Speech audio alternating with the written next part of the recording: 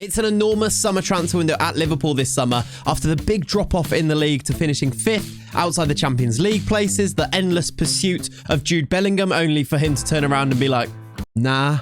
With players like James Milner and Naby Keita, the players leaving, with players aging, Henderson's getting on right now. It's an actual rebuild that is needed at the club, in that midfield specifically. In today's video, I'm going to go through what I think is realistically going to happen. I'm going to realistically rebuild the club and then simulate the season to see how they get on. I think it's an intriguing situation, a fascinating situation that I want to talk about. So let's get into it.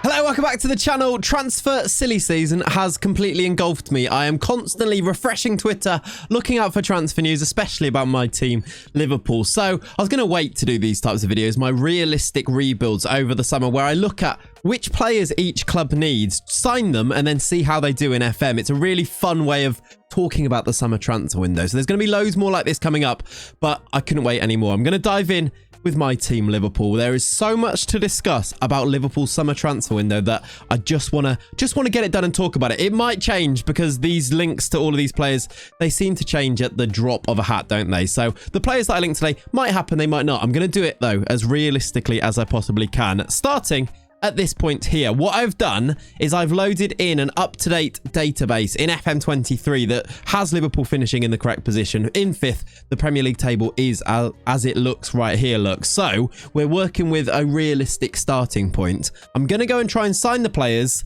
to improve on this 11 here. I think this is just about the strongest Liverpool team to finish the season. I've tried to load in the correct system as well, by the way. Shout out RDF Tactics. Go and check out his video, which I will link in the description of today's. I've tweaked his attempt at creating Klopp's system towards the end of the season, the one that sees Trent playing in midfield alongside Fabinho. It becomes a bit of a box in here, doesn't it, with Trent dropping in alongside Fabinho. And I think from this starting point, we can get an idea of what Liverpool need to do in this summer transfer window. We've got some very strong links happening right now as I record this. Alexis Mac Allister being the big one. You've got Manu Kone and Kefren Turam in France being big links right now. Mickey van der Ven at left or left centre-back or left-back is another link that's happening at the moment. Just things to consider. I'm going to see what's available in FM, who I can sign. We'll talk through what I do before simulating that season. But just to go through, let's have a look at this squad as a whole. These are what I think is the strongest 11. You've got players like Henderson in there. Fabinho. Will we see Fabinho being kind of phased out over the course of the season? I wonder if we will. You know, his legs don't look like they used to, although he did improve towards the end of this season, didn't he? With the performances with Trent dropping in alongside him, he did look better. But let's go through the players down here. We've got players that we know are leaving for sure. If I highlight them, you got James Milner, we know is leaving, probably going to Brighton. We got Roberto Firmino, probably going to go to hopefully somewhere like Real Madrid. I'd like to see him make that move, but he's leaving on a free. Arta is not going to continue his time at the club after his loan, where he played like 13 minutes or something. Oxlade-Chamberlain is also leaving, and then you've got the rest of these guys down here. You might see the likes of Tsimikas move on. He was in tears on the last day of the season, so I wonder if there's a move there for him. You've got players like Kelleher, who I think if they get a good bid for, would probably move on. You've seen Adrian sign a new contract, I think, so he's going to stay on for another year. So maybe you get some money out of Kelleher. And then I think I've seen some strong links as well for Joel Matip moving on as a player that maybe his time is now. Can he play that role of Konate, where you have to be very, very agile and mobile to get across to cover Trent moving inside, don't you? I'm not sure if Klopp really trusts Matip to do that anymore. And of course, someone I didn't highlight before, but Naby Keita is also leaving the club. So that's a lot of outs, just like that. I mean, a couple of them are sort of spurious links. Some of them are definite and confirmed, but that's a lot of players leaving, a lot of players to go and replace in the squad, especially in this midfield, which is going to be my target. What I'm going to go and do now is I'm going to go and play through a transfer window, see what I can do realistically, talk through what I've done, show you the system and how it might play out in pre-season, hopefully with Trent dropping inside and playing alongside Fabinho to create this box system that was so successful when he moved there. It really did create a new version of Trent Alexander-Arnold, probably the player to build this entire squad around right now. I love him to bits, even though I know he gets a lot of hate from other teams, but I love Trent. This is what I'm going to do. I'll see you after I've done a summer transfer window, and hopefully We've turned Liverpool into a team that can compete with Manchester City next season. That has to be the aim. They have to get themselves back into that Champions League. Hopefully go on a great run in the Europa League as well. That's why also I think they might need a really big squad here. Maybe a bigger squad than they've had previously. Looking for midfielders that are going to be available and actually going to be able to get on the pitch. Players like Thiago and Oxlade-Chamberlain, just Arthur, I mean himself right there, just not available enough. Keita, a massive example of that.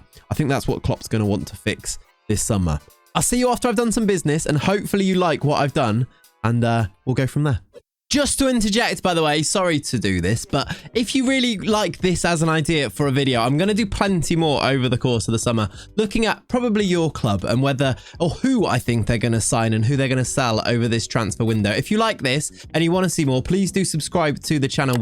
I'm aiming for 50,000 subscribers, which would be so cool to get. So if this sounds like your cup of tea and you like this as a type of video, then please do subscribe and like the video too, because it helps push it out into the algorithm and stuff. Thank you so much for all your support. Let's get on to then signing some players for Liverpool. Okay, so I've done my summer transfer business for this realistic rebuild for Liverpool, and I've brought in 5 players that I think could happen. One of them is maybe a little bit of wishful thinking on my part, but 4 of them I think represent realism. Those are, let me show you here then. Here is the business. £215 million spent. It's a big window, but I think Liverpool have to go and spend money. I think they will go and spend money because of the players that are going out. They need to replace them and they need to kind of build for the future. So I do think there will be an outlay of actual spending this summer from Liverpool, a bit like when they brought in Alisson and Van Dijk, hopefully setting themselves up for the future. I've brought in 5 players. I've sold a fair few, not that many actually. A lot of these are loans, so maybe kind of ignore those ones. And we looked at the players that are already leaving. I brought in £59 million. It might be less than that. It's really difficult to tell, isn't it, without going players.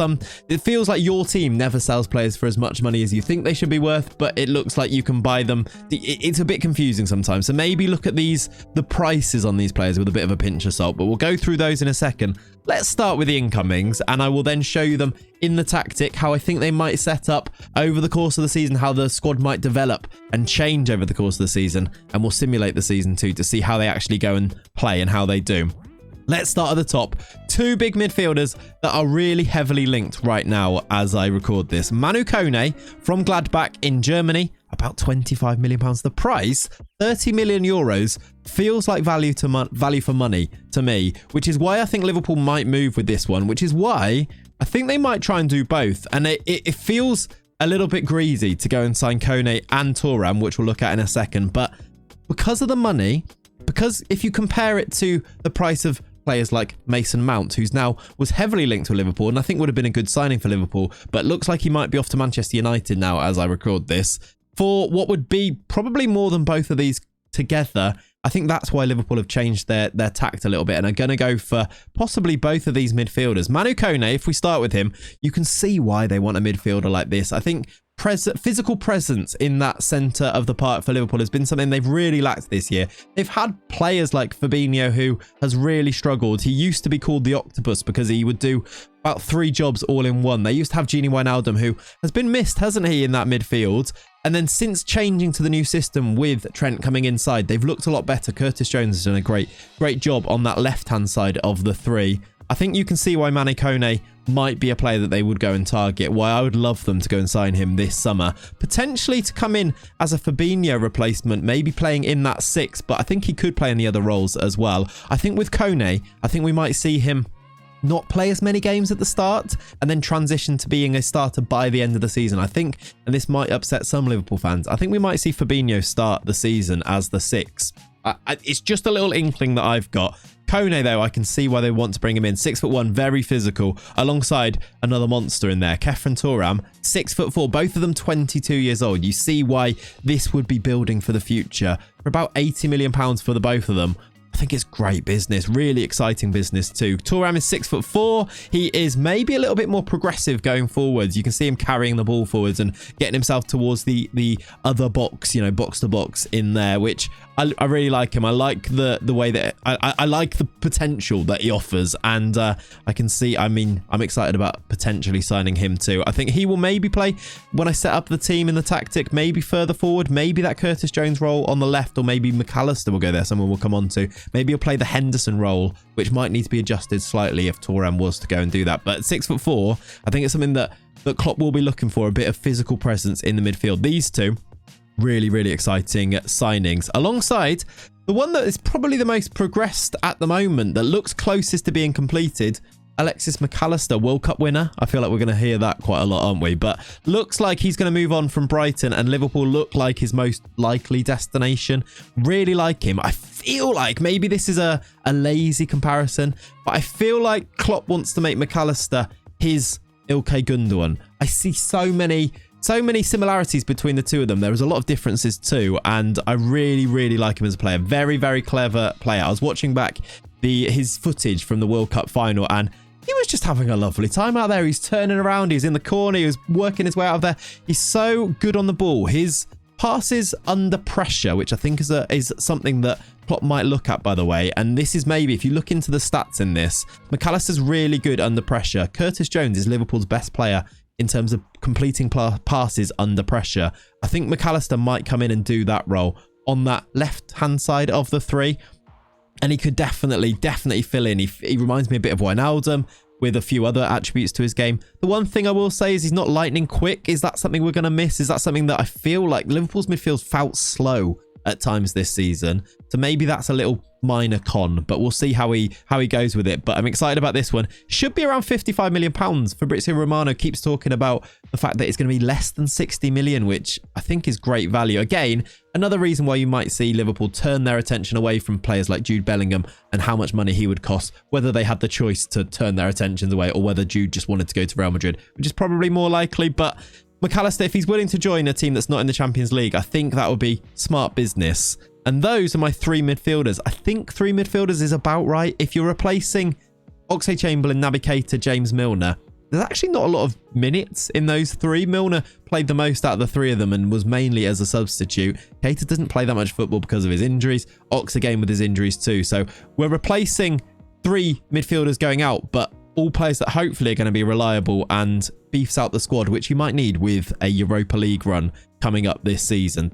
Those midfielders, what do you think? Let me know in the comments down below. Do you think they should be going for players like Gravenberch, who's been heavily linked? I'll just show you him on here. This is another one that I did consider. Do we go for him? Do you think they should be going in for Mason Mount and rivaling Manchester United for this signing? Do you think they should be looking elsewhere? Like Manuel Ugarte is another name that has been quite heavily linked, but linked with teams like Chelsea and PSG as well. Do you think that Liverpool should be going for the three that I've gone for, or do you disagree? Let me know in those comments down below. And then I've moved through to the defence. I think Liverpool will do business in defence this year. I think they have to, especially with this slight change of system. I've had this theory for a long time, and then the links to Mickey van der Ven, I'm going to put on the screen here, look, did start to emerge, and I thought this makes a lot of sense. I've thought about the fact that Liverpool probably need to sign a left-sided defender that can play left-sided centre-back, but also maybe fill in at left-back too, especially if they're going to play the system where Trent comes into midfield and the left-back becomes a left-sided centre-back. Mickey van der Ven, another one who is the same sort of profile as Thuram and Manu Kone, 22 years old, with Jörg Schmadtke coming in as the sporting director too. His links to Germany, his links to Wolfsburg. Is that just lazy comparisons? Is that just something that has developed because of this? But I think it makes a lot of sense. So I've gone for Mickey van der Ven as a potential signing. There's that one clip of him, isn't there, where he just sprints and runs so fast. He's got great pace, recovery pace on this left-hand side. Could be really important. I think he might then rotate with Andy Robertson, who I think is going to be asked to do a slightly different role, a slightly less gung-ho, bombing forward role from Andy Robertson. Mickey van der Ven, though, what do you think of him? About £30 million? That might be cheap. It might cost a little bit more than that. He's a player with a lot of potential, isn't he? I've decided to bring him in. And then my spurious one at the end, just one that is maybe wishful thinking, but one that I guess there is some thinking behind. There's a bit of a theory to it. Jurrien Timber, a player that plays centre-back, right-back, and has had some time in midfield too. I'm thinking about the fact that Trent is our only real right-back that is going to do that role of coming inside. It makes no sense to me that Liverpool would sign nobody to, or Liverpool would go into the season without anybody to be an understudy to Trent. Who plays that role if Trent isn't the guy, isn't available? He can't play every single game with a Europa League run. It makes no sense to play this one way in the league and then switch it up and play with a more normal sort of right back in the Europa League games. I think they'd want an understudy. Imagine pre-season, you're going to play, they usually play about 60 minutes with the first team and then they'll swap it up. I don't think they're going to swap the whole system. I think there's someone who would fill in and do this. I wonder if they'll do some business for a player like Timber, who could easily come in and do that role in a slightly different way, but you could see him filling in and stepping in and being comfortable on the ball. He's really, really good on the ball, which is his whole profile. Pretty rubbish in the air, which would maybe be a little bit of a concern for me. But other than that, I think, again, that the age profile, 22, all of the players that I brought in seem to be about 22 years old. Mac Allister is the exception at 24. But again, is that deliberate? It might well be deliberate, mightn't it? I've gone for Timber. I don't know if this was quite as realistic, but I've decided to go for it as well. Just a little thing that is my theory as well, by the way, which might be completely off the mark, but something that I am thinking about. Stefan Bajcetic played a lot of games before his injury. I just wonder whether we're going to see him playing at right back in the Trent role, because that is sort of what he does. He's a very natural defender, played a lot at centre back in his as he came up through the youth teams, playing in Spain and then over to England too. I wonder if we're going to see some Bajcetic playing the Trent role as it now becomes known at Liverpool. Just a theory. Other than that, the other end of the spectrum is something I was thinking of, is that maybe we'll see Henderson do it, because actually it is basically the role that he plays if you were going to play Henderson as the 6, which Klopp has done in the past. And he could easily, we've seen him fill in at right back a fair few times during games, and his natural role is this centre mid role that drifts out to the right too. So those are my two theories on who is going to be Trent's understudy. If they don't go for a player like Timber, we could see those things happening. But those are my signings in. Let me show you the players that I have let leave to try and raise a little bit of money. I think the owners are going to have to put their hands in the pockets, but they could finance a few deals by selling players like Simicas. I've let him go for £21 million.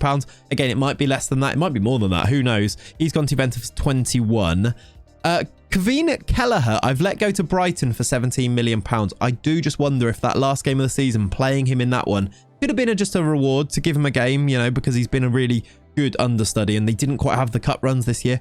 Or it could have been a shop window type thing. And I don't think he had a great game against Southampton, but maybe I could see him move into a team like Brighton, who need to replace Robert Sanchez, etc. £17 million could be a good fee to get for him. Maybe it could be more, could be less. Again, with the outgoing fees, I just don't really know. Other ones going out, Joel Matip, I think it could be the end of his time at Liverpool. £15 million may be too much for him, but you'd snap your hand off for that type of money for him. And then I've got players like Nat Phillips going to Sheffield United. I could see him going to one of the promoted teams to be a starting defender there. Especially if we bring in players like Van der Ven and maybe even like a Timber. You don't maybe need Nat Phillips in that squad anymore. The last one that I think is of note, and the rest are loans on here, I guess also Reece Williams went out, which I don't know it would happen if we don't sign enough. But anyway, the last one to really think about is that I think Fabio Carvalho will leave the club this summer. Lots of links to say that he's going to go permanently. I think he might go on loan. I'm not sure that his time, the project is quite over yet. He just doesn't really seem to have a role in the squad, but I think he might get himself a good loan. He's gone to Dortmund on here, which I think would be a really good loan for him. The other players that did leave, of course, those released players, Milner, I did make sure he went to Brighton, and Firmino I've sent to Real Madrid, and also, it's not on there actually, but I think it's because it's on here. Naby Keita ended up going to Dortmund on a free, which I think, again, would be a really good signing for them, and for him, actually, a good move for him to replace maybe Bellingham, who goes to Real Madrid. Those are the transfers. Hopefully you've enjoyed me talking these through. It's what I really like doing. I obviously like talking about Liverpool. I like talking about transfers too. I've set them up in the team here, how I think they might line up. Of course, there will be rotation, but something like this with Alisson in goal, Trent in the Trent role on the right-hand side, Robertson probably still first choice, but maybe transitioning to give Mickey van der Ven a fair few games here. I could see it happening, you know, with Konate as the right-hand side defender. But I think I'm going to put Robertson in there for now. Fabinho, I said it before, I think he starts the season as this 6, I think. I mean, I think by the end of the season, we might see a Manu Kone, maybe a Thuram. I'm not quite sure the roles they're going to play in there, as Lenny walks behind me there. But I think maybe we might see Fabinho start with Manu Kone being an option. Thuram on this right-hand side of midfield, doing the Henderson role as it was before. Mac Allister on the left doing that Curtis Jones role, I think, because you just want to get him in the ball, progress the ball up the field, but be really good and press proof, which I think is this role here, basically. The Wijnaldum role as it was before, but I think Mac Allister could really excel in that. You've got Diaz on the left, maybe rotating with players like Jota could easily play on this left-hand side, and Darwin Núñez could easily play on this left-hand side, and then Gakpo in the middle again. Maybe we'll see a little bit more of Núñez against certain teams in the league with Jota on the side, or etc, etc. Those are going to rotate. I think that's going to stay the same way that it has been over the course of this season. This is the squad. Let me know what you think. I'm going to go and simulate this now until the end of the season, see how they do, just for a bit of fun. The main part of this video really was for me to talk through what I think they might do in the window. I'm going to do this for other teams as well, but I think it will be fun to go and simulate the season too. So I'll see you at the end of the season, see how this team has done. Can they challenge Manchester City for the title again, get themselves back up there? Let's go and find out.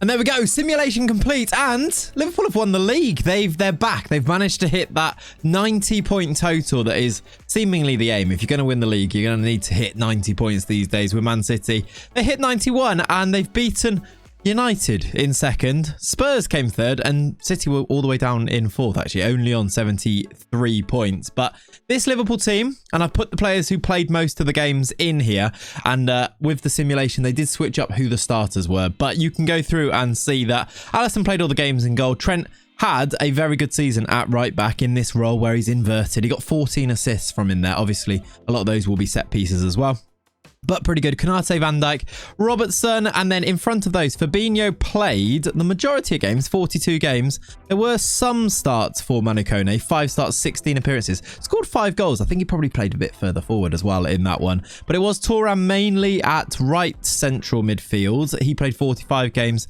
Mac Allister, only 23 starts, but 19 assists. I mean, that would be a decent return, wouldn't it, if he comes in there and does that? But, of course, you've got a lot of midfielders who could play. Thiago played loads of games. Look, Jordan Henderson played 22 games still. Harvey Elliott played 22 games. So it was definitely rotating back in defence, by the way. Jurriën Timber, 37 starts. Lots of those at right centre-back, which could happen, I suppose. I wonder about his ability in the air, if that was a thing. In front of those, though, the front three, Diaz, Salah, Núñez. Núñez got 45 goals in 39 starts. Outrageous, playing as this Cody Gakpo role in the middle, the Firmino role, but apparently he can do it very well on FM. I'm not sure how much we'll see of that, but I do wonder if they use him a little bit more against those lower half teams where they're going to have all the possession and maybe it's a little less Gakpo. Maybe you play somebody like Gakpo deeper in the midfield and you play Núñez through the middle to bully teams. Not sure. We'll see a little bit of that. Van der Ven played 21 games, and then you can just see the rest of the appearances down here. They've won the league. Fun little simulation at the end, but the main part of the video really was talking about those potential signings. Let me know whether you agree with those signings, whether you think these are realistic, whether you think which ones you think are realistic, which ones you don't think are realistic. And let me know also who do you want to see me go and have a look at next and have a look at their realistic rebuilds for the summer. Thank you so much for watching today. Hope you've enjoyed it. Please subscribe to the channel if you have enjoyed it. It'd be really, really helpful and really, really cool if you did that. We are aiming for 50,000 subscribers. We're about, what, 8,500 away. Bit of a way to go, but I want to do it, so help me out. Leave a like on the video as well. It helps the video to do well, and I'll see you in the next one. Thank you so much. Have a lovely rest of your day. I'll catch you very soon. Bye-bye.